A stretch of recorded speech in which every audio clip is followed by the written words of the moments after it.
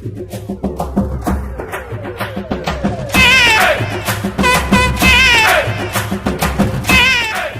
உறவுகளுக்கு அன்பான வணக்கங்கள். நான் உங்கள் செங்கை ராஜி. நம்மளோட சேனலில் ஆன்மீக தகவலில் இன்றைக்கி நம்ம பார்க்க போகிற பதிவு எதை பற்றின்னு பார்த்திங்கன்னா பிரதோஷத்தை பற்றி தாங்க. இன்றைக்கி பார்த்திங்கன்னா தேய்பிறை பிரதோஷம், அதாவது 28/11/2024 வியாழன்கிழமை. இன்றைக்கி குருவார பிரதோஷம்னு சொல்லுவாங்க. இன்னொரு முக்கியமான விஷயம் என்னன்னு பார்த்திங்கன்னா, இந்த கார்த்திகை மாதத்தில் வரக்கூடிய வியாழக்கிழமைகளில் குபேரன் தவம் இருந்து தன்னுடைய செல்வத்தை மீட்டதுனால இந்த பிரதோஷத்தை குபேர பிரதோஷம் அப்படின்னும் சொல்கிறது உண்டு. இந்த நாட்களில் நம்ம சிவனை வழிபடும்பொழுது நம்ம கேட்டதெல்லாம் அவர் கொடுப்பாரு அப்படின்றதும் ஐதீகமாக இருக்குது. இது எல்லாத்தையும் நம்ம தெரிஞ்சுக்கிறதுக்கு முன்னாடி முக்கியமாக ஒன்று தெரிஞ்சுக்கணும் இல்லையா? பிரதோஷம்னா என்ன அப்படின்றத அதை இப்போ தெரிஞ்சுக்கலாம் வாங்க. ஒரு நாள் இந்திரலோகத்தில் இந்திரன் ஐராவதம்னு சொல்லக்கூடிய அந்த வெள்ளை யானை மீது பயணம் பண்ணிக்கிட்டு இருக்காரு. மக்களெல்லாம் பார்த்து நலம் விசாரிச்சுக்கிட்டு ரொம்ப ஆனந்த கழிப்பில் ஜாலியாக அவர் சுற்றிட்டு வர்றாரு. இந்த டைமில் துர்வாச முனிவர் எதிரில் வராரு. எப்போவுமே கோபமாக இருந்து சாபம் கொடுக்கக்கூடிய துர்வாச முனிவர் அன்னைக்குன்னு பார்த்திங்கன்னா அழகான ஒரு மலர் மாலையை இந்திரன் கையில் கொடுக்குறாரு.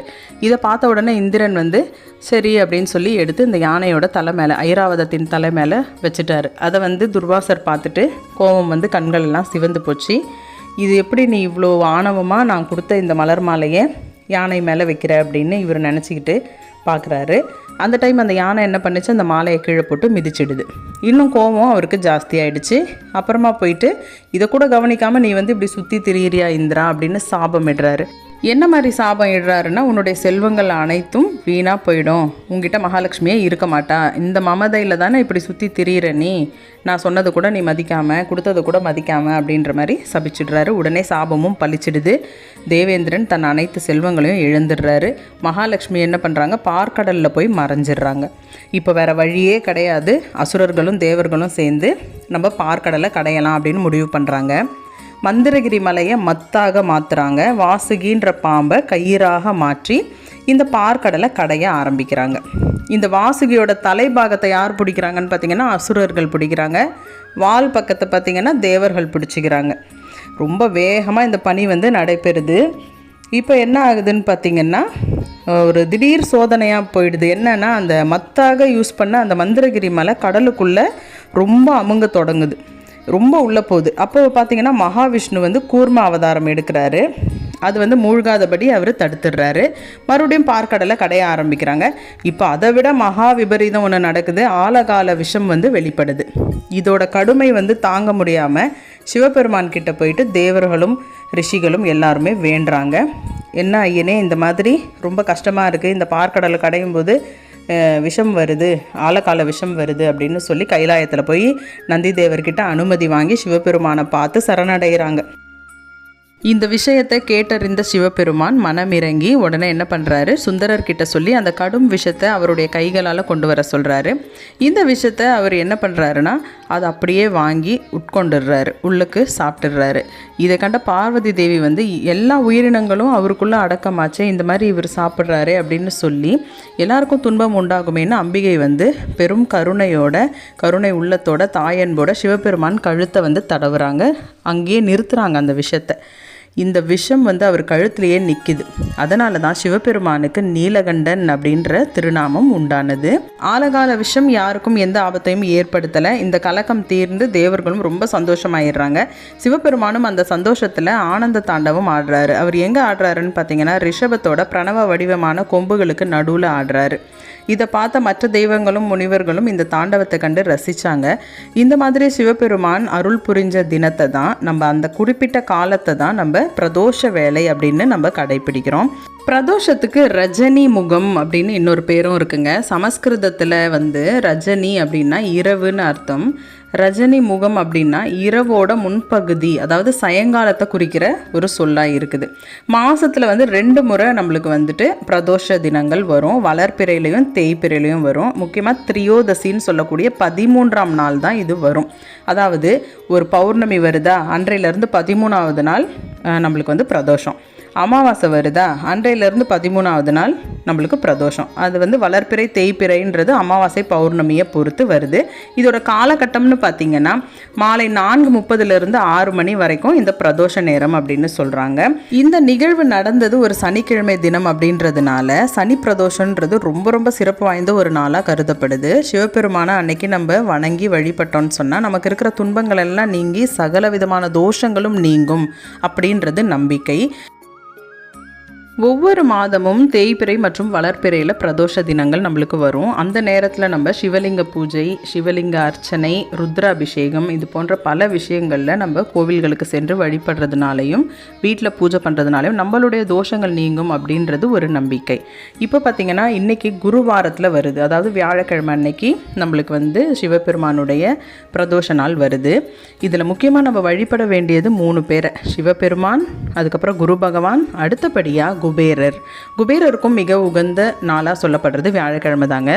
அவருக்கு வந்து ரொம்ப க்ளோஸ் ஃப்ரெண்டுன்னு சொல்லப்படுற சிவபெருமான், அவர் என்ன கேட்டாலும் இவர் கொடுத்துருவார் அப்படின்றது ஒரு ஐதீகமாக சொல்லப்படுது.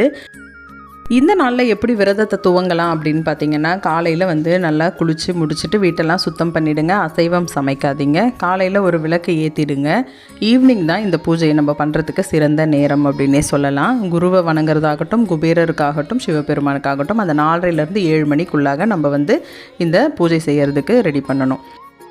விரதத்தை பொறுத்த வரைக்கும் அவங்கவுங்க உடம்புக்கு தகுந்த மாதிரி எந்த விரதங்கள் செட் ஆகுதுன்னு உங்களுக்கே தெரியும். அந்த மாதிரி விரதத்தை நீங்கள் காலையிலேயே ஆரம்பிச்சிடலாம். மாலை ஆனதுக்கப்புறமா 4 மணிக்கெலாம் நீங்கள் அர்ச்சனைக்கு ரெடி பண்ணிக்கோங்க.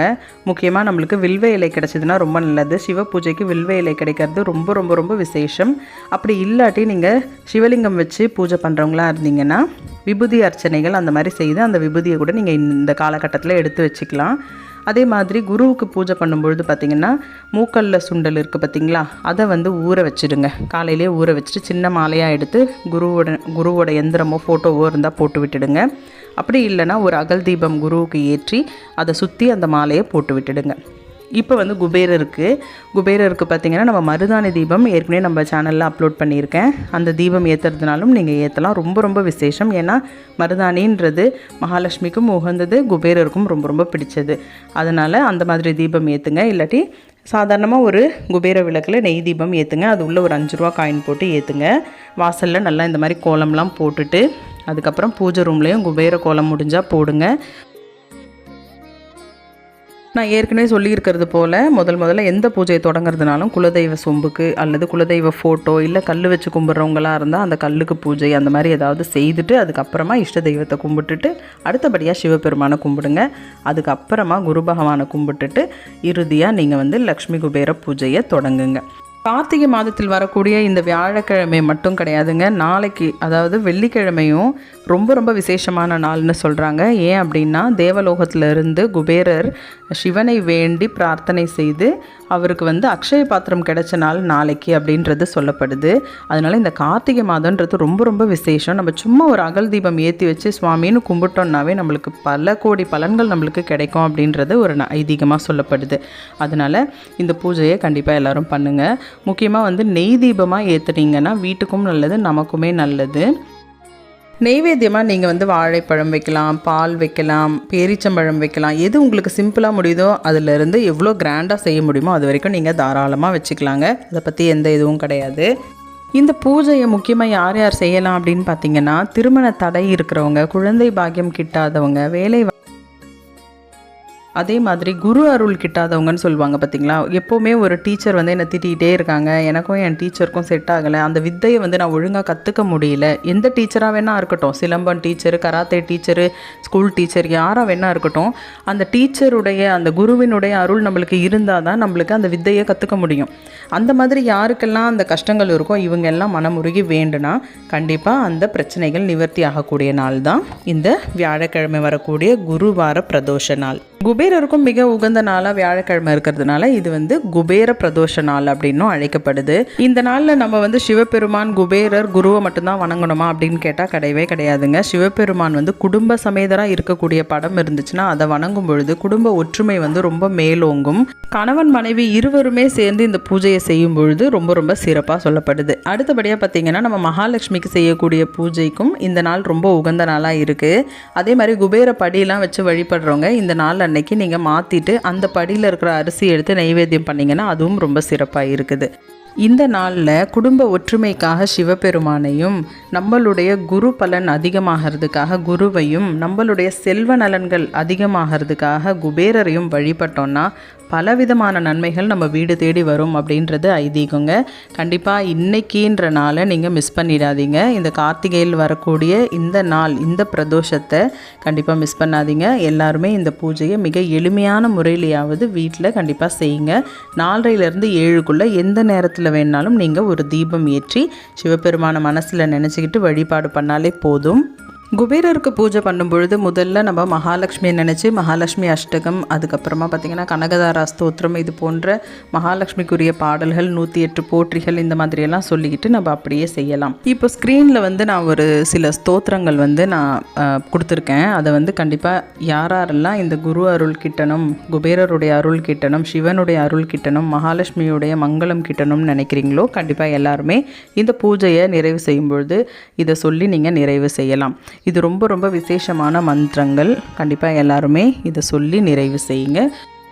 விரதம் இருந்து வழிபடுறவங்க நம்ம வச்சுருக்கிற நைவேத்தியத்தை தீபாராதனை காமிச்சு முடிச்சதுக்கப்புறம் சாப்பிட்டு நம்ம இந்த நாளுடைய விரதத்தை நிறைவு செய்துக்கலாம். என்ன ஃப்ரெண்ட்ஸ், இந்த வீடியோ உங்கள் எல்லாருக்கும் ரொம்ப உபயோகமாக இருக்கும்னு நம்புகிறேன். நான் இதில் ஏதாவது உங்களுக்கு ஒரு டவுட் இருந்துச்சு அப்படின்னு சொன்னால் என்னை கண்டிப்பாக கான்டாக்ட் பண்ணுங்கள், மெசேஜ் பண்ணுங்கள், நான் ரிப்ளை பண்ணுறேன். நம்ம சேனலை சப்ஸ்கிரைப் பண்ணாமல் நிறைய பேர் பார்த்துட்ருக்கீங்க. கண்டிப்பாக சேனலை சப்ஸ்கிரைப் பண்ணிக்கோங்க. எனக்கு ஆதரவு கொடுக்குற என்னுடைய சப்ஸ்கிரைபர்ஸ்க்கு மனமார்ந்த நன்றி.